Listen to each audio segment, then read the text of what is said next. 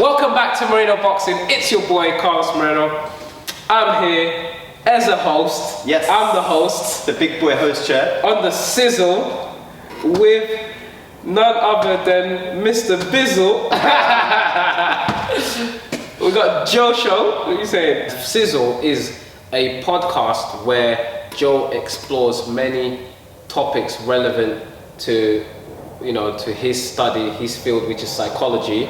And life as well. Exactly. A lot of it involves speaking to sports people, speaking to people who have some sort of like expertise in areas that relate to your study. So the way I break it down is an expert in a field, and I come and really what I'm trying to do is get some kind of human connection and capture us coming to consensus on topics live, and then people can listen into that. And obviously I bring a psychological lens because that's what I do. I'm a psychologist, but it's not really about me. It's about me trying to bring out the personality and the thoughts of other people, So what are we all about today? What's happening today then? There are so many things we could start with. I think for everyone on Moreno TV, they know this is none other than Carlos. Boxeo. So I should introduce myself. Yeah. Though. Regardless, because there are people on my channel that are probably watching this for the first time. So my name is Carlos Moreno. I am the founder of Moreno Boxing. I'm a 5-time international amateur boxing champion. I was rated in the top 10 in the England boxing ratings in 2012 to 13. I've won quite a lot of fights against some of the top guys around the time when I was boxing. And I also am a British Boxing Board of Control professional boxing trainer. I just got my license last year. My first professional boxer that I ever worked with was O'Hara Davis, who I trained to win the WBC International belt via second round KO. Bam. Over Paul Kamanga. That is a sickening KO. You guys need to go and watch that. And most recently now, I'm actually back in the game. I'm exhibiting on my own show. So I'm pretty much now, you can say I'm a little bit of a promoter. I promote exhibition bouts. They're not real bouts, they're more like kind of skill bouts. So I promote skill exhibition bouts on Moreno Boxing on YouTube, at the venues as well. So we just put our gloves on and just whack a whack. So I think this is the reality. Yeah, the Rocky moment. Oof. Train going overhead. The training continues. The filming continues. The thinking continues. Exactly. Life continues. That's how they do it in the Bronx. So I think I can actually provide a really interesting perspective for people watching Moreno TV, because I actually met Carlos before he bought his first gym. Oh yeah, there you go. I used to train in the gym that existed before Moreno Dalston. And I was there, and Carlos came in. I remember he had a slick grey suit, purple shirt. Yeah. He came in, shook hands with everyone in the room, and business attire. He was like, okay, we're going to be opening a boxing gym. You might want to check it out. And I just looked at it. I was like, oh, that sounds interesting. Obviously, I'm losing my Thai boxing gym, so I'll check it out. And so straight away, I kind of just seamlessly moved into this first Dalston gym. Seamless transition. Fast forward now. 2.5 years. You actually boxed on the show. Yeah. So this is it. Now there's a Clapham branch and a Dalston branch, and what Carlos was talking about is that they hold these exhibition sparring matches, and the Dalston fighters and the Clapham fighters get to showcase their skills. Exactly. And that was amazing for me. I did a podcast on my thinking, my emotions in the build-up to the exhibition in November. Yeah. So it was my first ever fight, and it was an amazing night. I had the nerves of being a fighter on the card, but even so, I just realized that it was slick. It was really feel good as well. It was competitive, but there was a really communal atmosphere. Yeah. And it was never there was no negative vibes. Not at all. And that's something I'm really picky about, because I come from a Muay Thai background. It's very respectful. Yeah. And your opponent was really respectful. Actually, he's a nice guy. He really was. He was really respectful. He no dirty shots, nothing like that. When the referee said break, you guys stepped back. It was just, it was kind of like, it was competitive sparring, and that's what we wanted it to be. Exactly. And that was something that made me stick around at Moreno Boxing, basically, is that actually what Carlos cultivated in the Dawson gym and now both sites is a respectful and collaborative atmosphere. Do you know what I mean? It's not crazy, but everyone's making progress. So that's kind of the backstory of how I come to train here and how I know Carlos. And today, man, I wanna talk to you about boxing and business. You know, there are so many things we can talk about. So from my point of view, I think we should start with the fact that you're making a bit of a change now. I can just cut it out. So yeah, you're making a change now. You have been just running both branches quite intensively, and now you're back in action. So how does it feel going from competing at the top of your game, you know, international level, taking some time out, 2 years out of fighting competitively and coming back? Where's your head at? The interesting thing about when I've always taken breaks, even as an amateur boxer. I remember I took 2 years out, came back, I competed, and I always take small breaks. But when I take breaks, I'm not mentally switched off from the game. There's a lot. My life revolves a lot around martial art and the martial art mentality. So I don't necessarily have to be physically practicing martial art to be living the way, if you know what I mean. So in terms of where my mind is at, my mind's where it's always been. It's in the right mind, it's in its right place. I work really hard daily to always stay mindful, to not allow my mind to leave its right place. So that involves a lot of meditation, a lot of things that I do whether I am or I'm not boxing. What changes when I am not competing? I'm more calm, more tranquil with the way I do things. I don't do as much when I'm not competing. I still do a lot, but it's just that when I'm competing, there's the added thing of waking up early, going for runs. So I actually have a vlog episode that I filmed just yesterday. Just the day before yesterday, and it shows how intense my day can be. So it starts with me waking up in the morning, sometimes 4:45 in the morning. Meditate. I might go for a run, depending on whether I'm training that day or not. On that day that I filmed the vlog, I actually ran on the track. I did sprints with the former European gold medalist, Richard. Wow. Okay. So he taught me a lot about core strength, how sprinters sprint, and we did quite an abusive track work. It was 500, 400, 300, 200 and 100 meter sprints and flat out basically.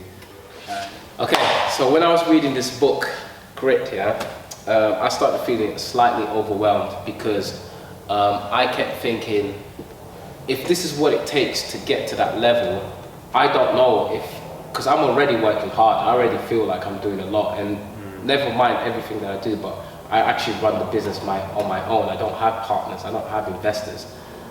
So to feel like it takes way more than that to achieve, and I had to really think about it. And then as I was thinking this in my head, I came to a chapter where she was actually talking about how it's not about giving 100% to a million things.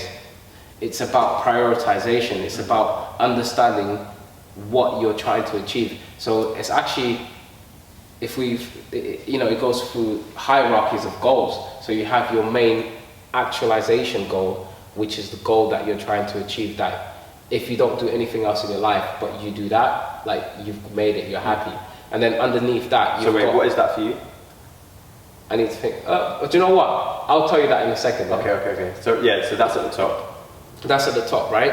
And as you go down the echelons, you've got you've got the means to an end. So you've got the end itself, and then you've got some goals that are goals and will help you to get there, or that are goals in themselves, like smaller goals.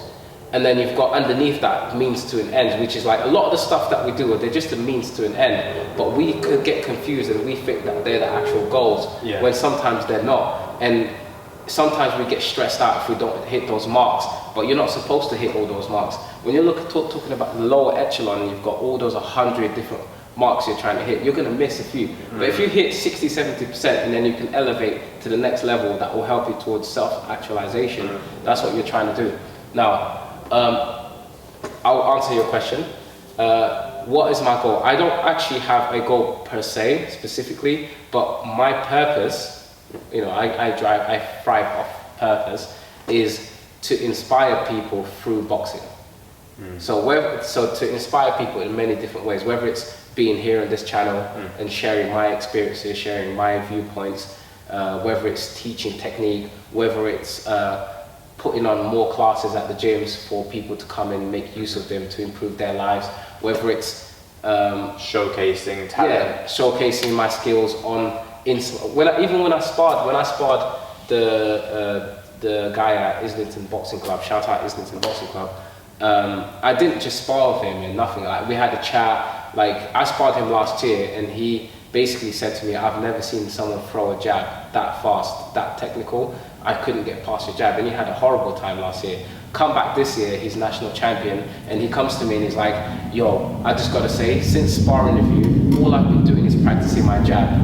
And then I was happy to hear that he's national champion. I'm like, I'm glad I helped. Yeah. So that's another thing. My friends were asking me to go and spar at another club, and I said to them, you know what, I want to go to Islington because that's the gym where I come from, that's the gym I trained at, and I want to inspire those kids coming up. I want to share my knowledge with them a little bit, and if that means me getting in the ring and sparring with them and taking it easy on them and stuff like that so they can learn, or whether it's me having a one-to-one conversation or them asking questions, and they're happy when I go into the gym. They're like there's stories about me. People tell stories about me. They come and they ask me stuff, and it's like you've heard a lot about this person, and now they've walked into the gym, and it's crazy. It blows your mind. You're seeing this person that maybe you look up to in flesh and blood, but then they're coming to you just normal, and they're just chatting to you and giving you inspiration. You're saying to yourself, I can be like that. Well, it's interesting because within boxing there are lots of different kind of streams and threads to the discipline, right? And I suppose there's a technical thread, as in the actual techniques of boxing, and then there's the family thread that you build up through a club and through training. And so actually, when you describe that, I think what's interesting is you're embodying all of that there, because you're not only someone that they've heard about from the community and, you know, a potential role model, but you're also a technical role model. So you're delivering multiple functions in that space. I like that, technical role model. Yeah. I feel like that I've got that responsibility, because I feel I was at that club, like I've been associated with them for 14 years, and even though I've gone and opened my own 2 gyms, you know, as soon as I said, actually I want to exhibit my skills in April, the first place I went to is I went home. I went where they know me. Yeah. I went to where they're going to treat me normal, where they're not going to treat me like a superstar, they're not going to put me on a pedestal. At the same time, they're going to appreciate what I've done as an athlete, and they're going to respect that, but they're going to still make me suffer. So when I actually got there, the director, Lenny, who, you know, he's like, oh, this is what you're going to do. You're going to go in there for 2 minutes and you're going to spar with him. He's fresh. You're going to go, I want you to punch non-stop, both of you, non-stop punching until you're dead. And then I'm going to put him, who's more experienced and bigger, and I've put him with you. And I looked at my coach and I said, you see, this is why I come here, because I come home. They know what I need. You know, they're going to make me suffer. They know what I need, you know? So the first place, I believe that. I believe if you ever, whatever you want to, it's important to stay connected to your roots. It's important to stay, you know, it's important to be associated with the people that always cared about you, the people that always try to help you, the people that know you, because those people are always going to be real with you.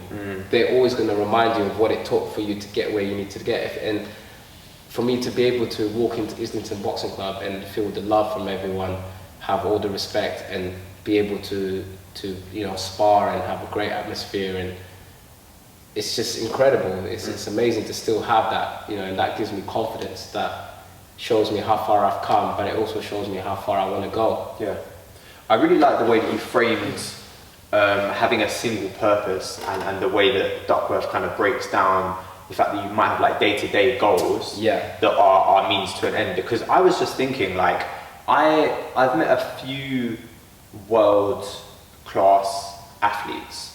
Okay, and what I notice in them is this will to win, okay? Yeah. And I feel like when you meet someone like that, you recognize it instantly because not many people have it, right? And so I was thinking, if I imagine you trying to apply that will to win on all of those fronts, you've got the businesses, you've got the YouTube channel, you've got your exhibition fighting. I'm almost like worried you're going to be putting in too much effort, spreading yourself too thin. Exactly. But you frame it like that oh, these are means to your overall vision or mission of inspiring through boxing. So it's like, I think it was Warren Buffett.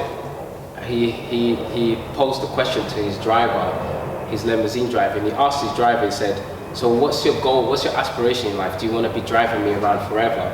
And the guy said, no, I've got projects, I've got things that I'm working on, I'm doing this, doing that. So I said to him, okay, that's all good. When you get home, write down 35 things that you're working on, 35 projects that you're working on. And most of us are sitting here thinking, you're watching this and you're thinking, 35 projects, like who's going to sit down and write? But really, you'd be surprised how much you're actually working on. When you start to list it, you list 5, 6, and you go, hold on, actually, and this and this and this. He said to his driver, write down 35 things you're working on, and then circle the top 5, the ones that if you were to die tomorrow, those are the top 5 that you want to achieve, and forget about the rest. Forget it all. Just focus on that. And when I think about it, that's I actually did that exercise when I come across that idea. I said, you know what? I have to make a decision. I'm the type of person that I like a challenge. I like to, if I have a hard spar on a Monday, I'm back on a Wednesday, and I'm back again on a Friday. And until I dominate you, we're going to keep sparring until I'm better than you, until I'm the best. If I'm in the gym and I'm training in the gym, I look around at my competition and I say, it doesn't matter what weight division these people are, what's their technique level, what's their skill level, I want to be the best. I've always been like that. So, I remember when I was in Islington Boxing Club, I won Boxer of the Year 2012-13. It took me hard work to get there because there was so much talent.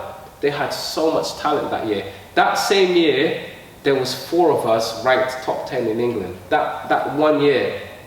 In that 1 year, so you can imagine the talent that was around. Yeah. But I've always looked around me and I've said, you know what, it took me, I've said to myself, I've got talent, I've got ability, I can do this. But the only question is how. I didn't know how, you see. So we can spread ourselves, like you said, we spread ourselves too thin. You do the wrong runs at the wrong time, you run too much, you spar too much, you injure yourself. I had to learn to prioritize, I had to learn that hard work but smart work. Boxing as well. With boxing, what I found interesting is that boxing has terminologies, but boxing is a lot more flexible. Martial arts is a lot more flexible than other disciplines. Other disciplines have, it's like Bruce Lee said, they start with a theory, an idea, a theory, and then they practice the theory, then they run this test, and they do an observation, and then the theory all of a sudden becomes law, and then it becomes indisputable law. Now you can't even argue against this theory. But everything begins with a theory. Why does it begin with a theory? Because truly we don't know what it really is. We guess. We say, I'm going to guess it's this, and then we do these experiments, but then how many theories, how many laws have been disproven over the years? So wait, how does that link back to boxing?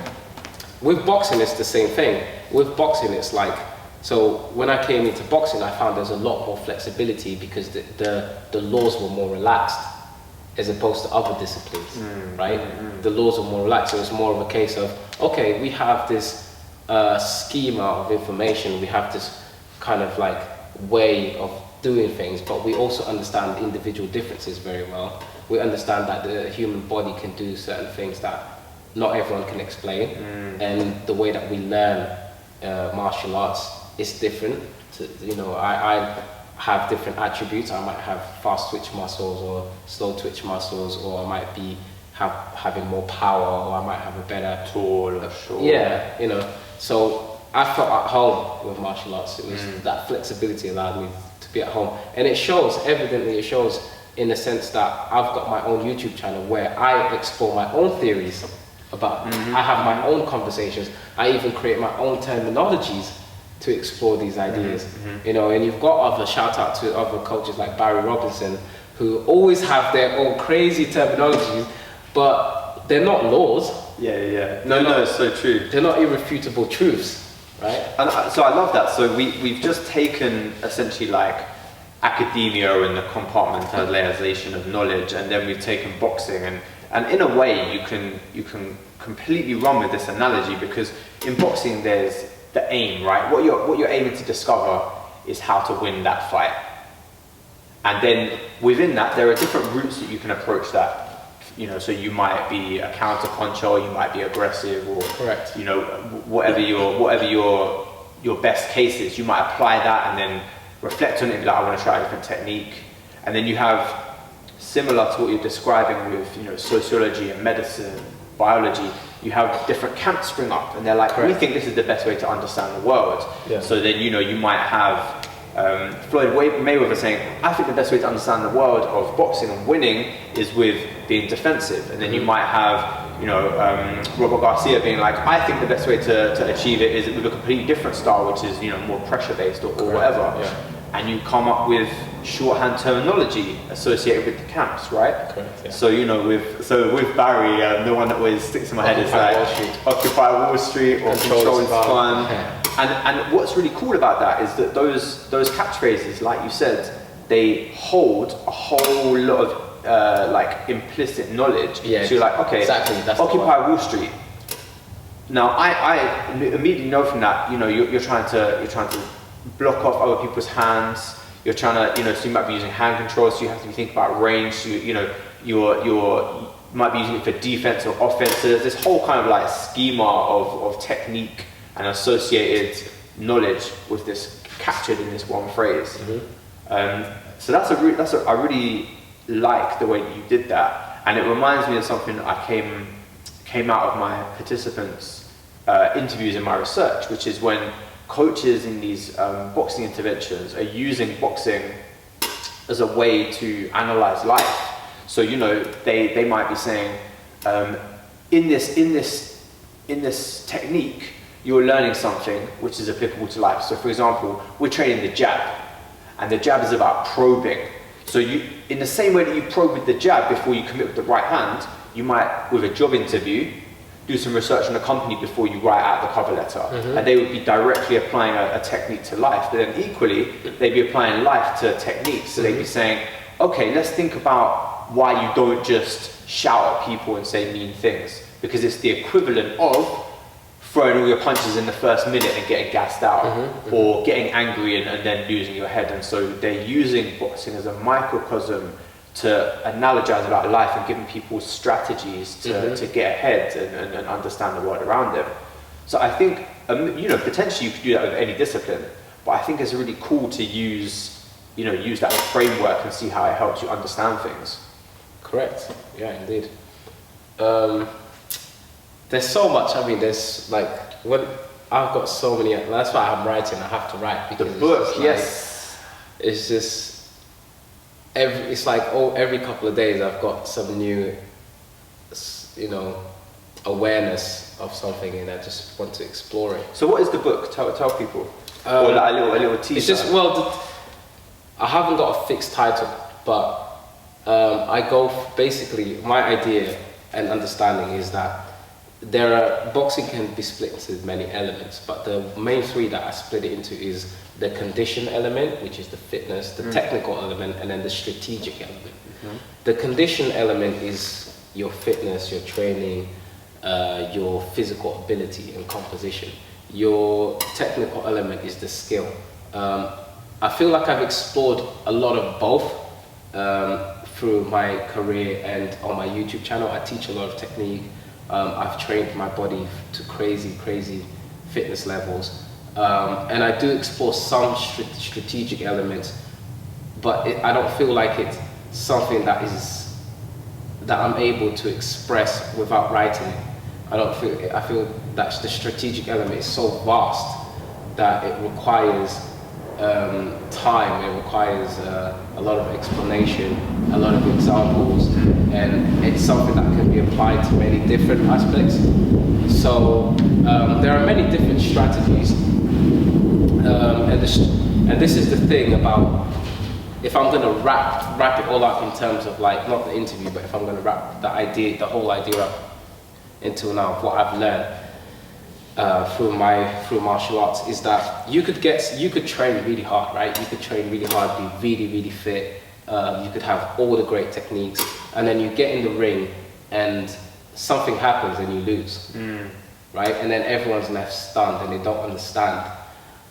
It's usually the answers for it is usually coming down to two things.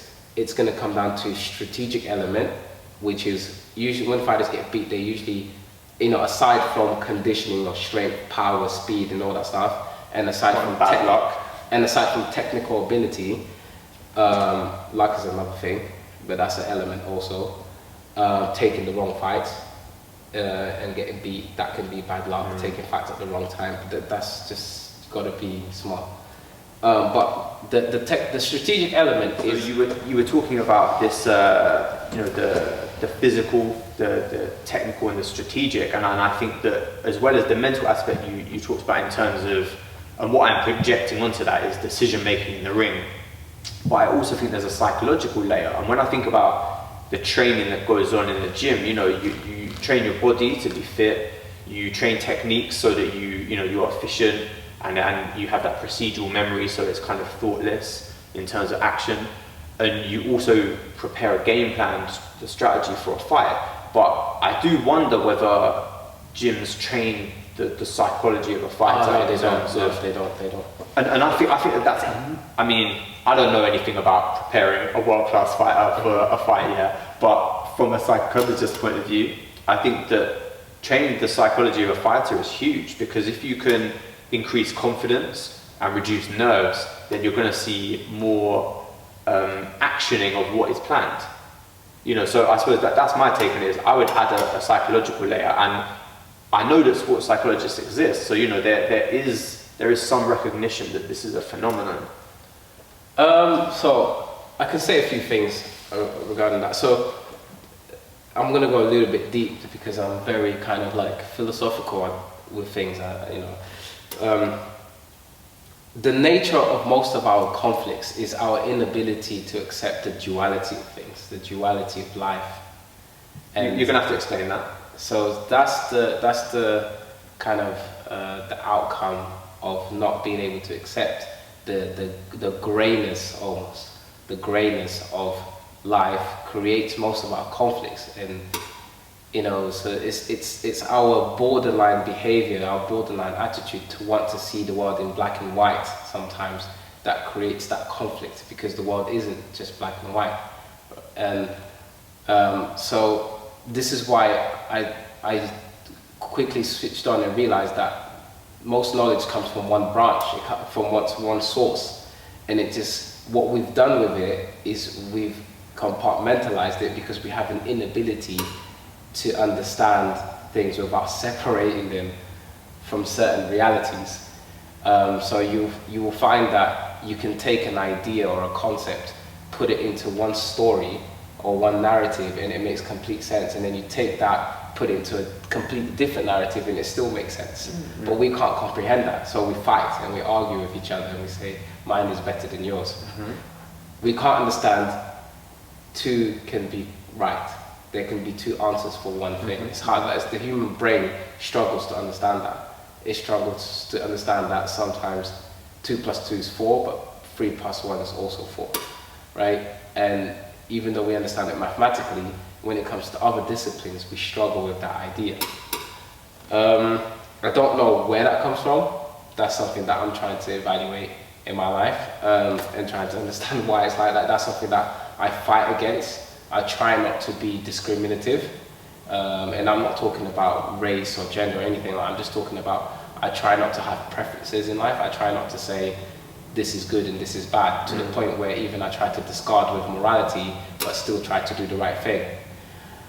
The kind of duality of life is very complicated, Bruce Lee tried to explain to us when he said limitations without limitation, and we didn't understand, because it's hard to understand that when someone's talking on that level.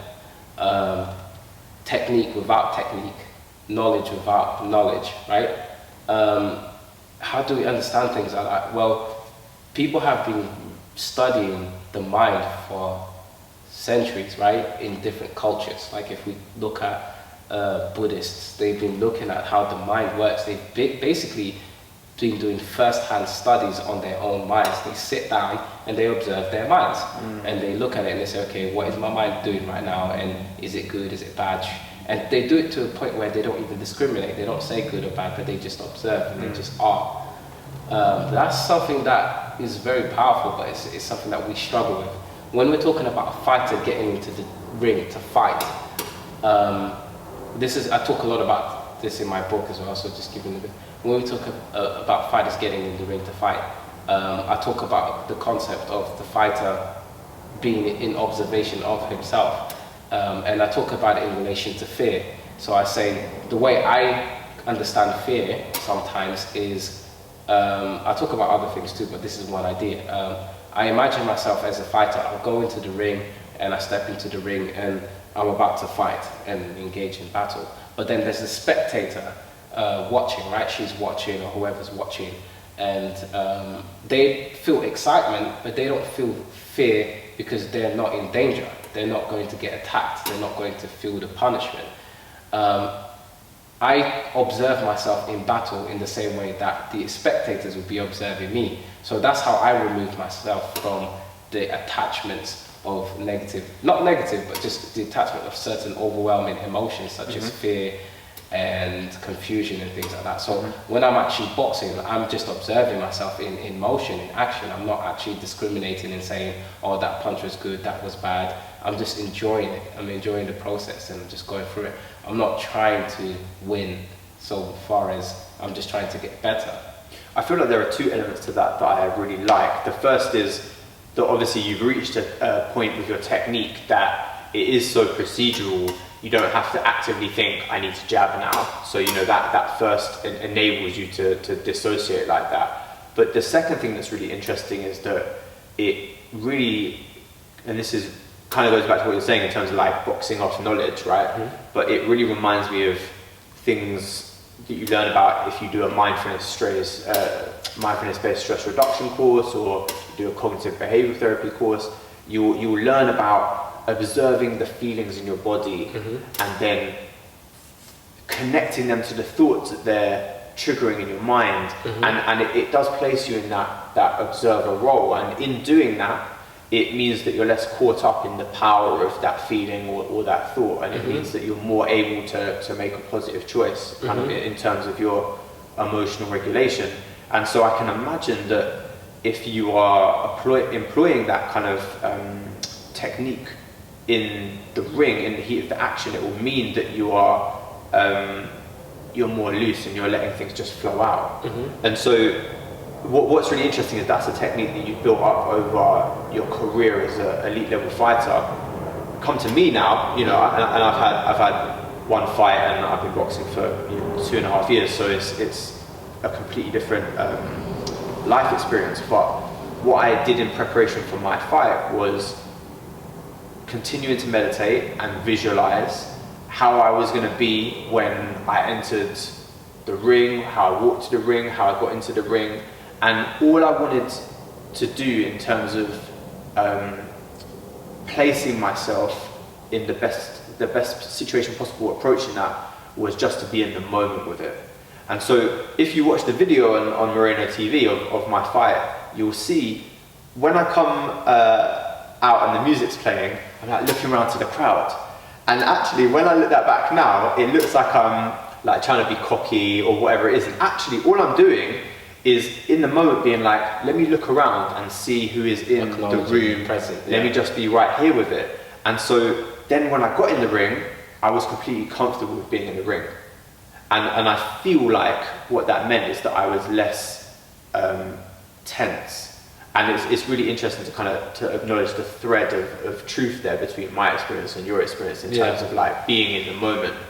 I feel what happens is that they might be developing the mind without meaning to develop the mind. So for example, you know, being careful about sparring opponents, or ensuring that someone sees progress through putting in effort athletically, and then, you know, checking milestones. That does develop a mind to some degree in terms of your self-efficacy, but I feel like there could be a more intentional way around it, basically. The power of the mind is so underestimated, it's unbelievable.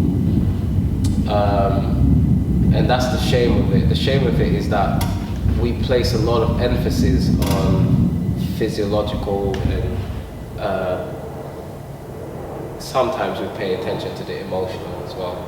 But we overlook the mental aspect of things, and the mind creates realities. And this is what sometimes we create our reality. If you know, that's why I look up to trainers like Tunde Ajayi, who works with Anthony Yard. And what does he say? See it, believe it, become it. Because he understands that in their mind, they're already been world champions years ago. They just, the belt's just gonna come when it comes. In their head, they're probably already got 3 world titles. But you know, it's like Henry Ford said: if a man believes he can, and if he believes he can't, either is right. You're probably right. So if you think you can achieve something, you're probably gonna do it. I read Tyson's biography. Yeah. And I was really struck by the way that it was done. D, right? No, Cus. Yeah. Cus D'Amato. Just conflating the 2 great boxing trainers. Yeah, you read about how Cus worked with him. It was all psychological, like waking him up. He used to wake him up and shout affirmations in his face, like, "You're going to be the greatest." Like that was throughout his childhood at home. So, you know, it wasn't in the boxing gym. Like, the other hours of the day, he had Cus D'Amato telling him all of these things, and challenging him, waking him up and saying, "How bad did you want it?" You know, like really testing his sense of self. And I would love to be able to sit down with Tyson and interview him about it, just to explore the kind of psychological workings of that process. Yeah. Because that, you know, that's crazy. Can you imagine living with another one yourself who is challenging you to be the best that you can be? Yeah, well, Tyson's story is kind of like an interesting one, and it's a tragic one as well. Tyson, you know, and Tyson kind of almost exemplifies how our society works. Our society is, you know, we're very capitalist, okay, very consumerist capitalist, and anyone who studies business understands that, you know, what do they call an entrepreneur? Is, you know, someone who takes resources from an area of low demand to an area of high demand, right, and creates certain products and services that society wants, and then society, what does it do? It rewards them. An entrepreneur is not just someone who is in business, it's someone who sells, right? We're pretty much all entrepreneurs on some degree.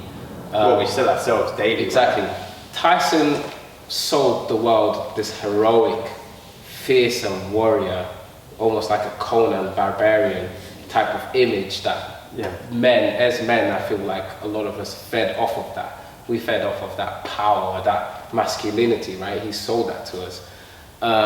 But it also, there's the other side, and society rewarded him for it during the time he was champion. You know, 30 million in one fight, in one night, I think it was. But you know, it also shows us, the tragic side shows us how society handles failure, which is very, very interesting. Society doesn't like failure. It doesn't accept it, and it will punish you, and it will remove everything that it's given you. We take it back. So after he's lost that masculinity, and that we just took it back, we said, screw it, we're going to go somewhere else. And look what that does to a person. Look what that's done to him, and how he's had to kind of go his path to kind of recover from that. A lot of that attitude that society has, it's got a lot to do with why I didn't go pro, why I don't particularly feel that I need to prove anything to the world. I don't really feel the pressure of having to show my skills or anything. I'm happy to exhibit on my own show under Moreno Boxing banner because I feel like it would just be fun. Like I'll just enjoy it. It's not for any particular reason. I'm doing it because I want to and because I can. Right? That's one thing I like about boxing. Do things because you can and because you want to. But you know, and again, it goes back to that borderline thing. It's like, you know, people saying to themselves, I'm only valuable as an athlete or as a performer if I achieve this or this or that. Society is only going to value me for this or that. So where I come from as a fighter, where I come from as an athlete, where I come from as a human being, first and foremost, is how do I get my mind right? Just because. How do I get myself to be? You know, with Moreno Boxing, you know what it is. Be who you want to be. That's a deep concept.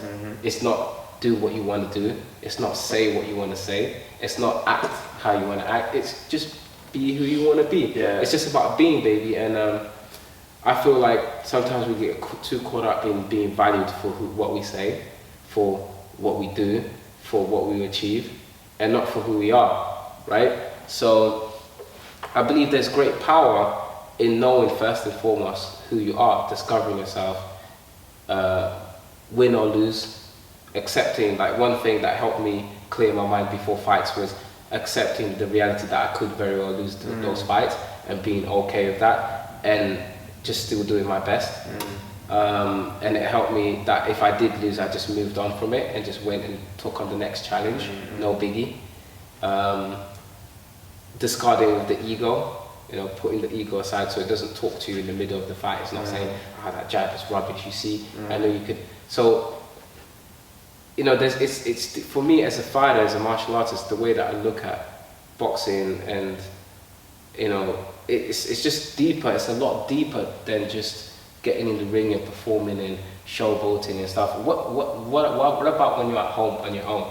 What about when you've won the fight and you've gotten the trophy or you've gotten the check and now you're at home on your own, no one's around and you just got to be with your mind, with your thoughts. And what happens if you're sitting there with that big check and you're still not satisfied, you're still not fulfilled, you still don't feel valued, you still don't feel understood.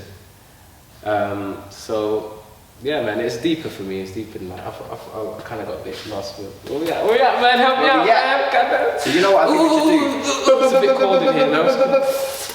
Alright, so I think the heat now. as a way, we have covered a madness of topics and I love it, and that, you know, that's what this is all about for me. I really wanna ask you to think about the viewers and the listeners. We've got to do this again. Yes. That's the first thing, because there's way more. We haven't even scratched the surface. And I needed to read my first draft today. I want you to read my first draft. Okay, so that's a lovely milestone, is when you're further down the drafting process of your book, we can come back and we can chat about that, because it sounds like there are sociological, psychological, philosophical layers to that. I mean, it's an homage to Tennyson. There you go. Do you know what I mean? It's an homage to Tennyson. So, Mr. William. Mr. Willie. You could be my editor. Oh hell no. I mean, I'll read it, and on a personal level, I'll give you my thoughts. But I'm not going to do commas and full stops. No, not that kind of editor. Like advice. No, I'd love to, man. Alright, six. My friend Yusuf sent me his sociological article. Yeah? Like, man, yeah, I love that. Alright, let's do it. Yeah, man, it's all it's inspiration. Wicked. So yeah, think about books and articles that people should read to take themselves forward, man.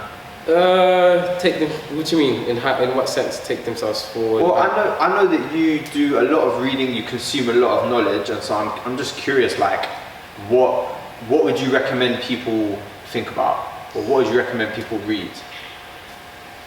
What's hot now? Obviously, you know that's a big question. What should people read?